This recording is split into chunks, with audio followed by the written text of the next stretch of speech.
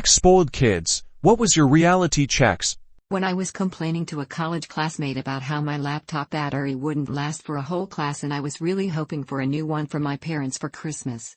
I then learned her parents were homeless and she was just hoping by Christmas they'd have a roof over their heads. Big wake-up call. We remain friends to this day. When I mistreated someone I cared about and they actually followed through with cutting me out of their life. My family was middle class but treated me like they always had plenty of funds. When I heard that they took dollar out of their retirement savings so I could go to private university, I turned in my transfer notice and came back to an in-state college and picked up a job as well. Joining the workforce, very first day of my first job, I was like, oh shit. This is what everyone was complaining about. I had a few reality checks. The first major one was during a Christmas gathering where my nephew received 2 new PlayStation consoles and 1 new Xbox console. The idea was to send a PlayStation to each parent's house. As they were separated, his comment was, "Is that it?" That amount of red that I saw was insane. I was a spoiled brat, but I never made a comment quite like that. Made me realize how insufferable it is to be around a spoiled brat. Second was when my mom had a stroke. Found out she took out a lot of loans in secret to afford a lifestyle facade. I was used to my mom fixing all my problems, whether it be monetary or education-based. We were told my mom would have 48 hours to live. Needless to say, I sobered up quickly and got my shit together nearly 9 years later, and both mom and I are doing great. Father died and gave his inheritance to his 25-year-old GF.